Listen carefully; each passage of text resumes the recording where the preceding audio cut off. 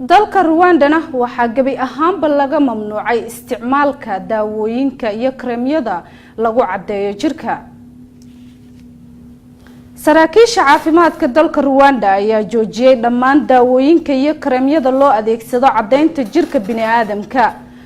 kareemyada lagu cadeeyo jirka ayaa dhammaan laga faarujiyay goobaha ganacsiga ee dalkaasi iyadoona dawladda Rwanda ay joojinayso mamnuucayso noocyada kala duwan ee daawooyinkaasi. waxaa jira cabsi ku saabsan in mamnuucidaasi ay dhiirigeliso in haweenka dalkaasi ay iibsadaan daawooyinka iyo kareemyada macmalka ah ee gacan ku sameeyska ah ee halis u keeni kara caafimaadka bini'aadamka. iibka daawooyinka kareemyada la isku cadeeyo waxaa qaaradda Afrika laga baxshaa lacago balaayiin ah iyadoona dumar badan ay safaf dhaadheer ugu jiraan sida ay u iibsan lahaayeen. amarkan ayaa imaanaya xilli wadamo badan ee ku yaala qaaradda Afrika si xawli ah loogu iib keeno daawooyinka jirka lagu cadeeyo mana jirto sharci ka hortagaya.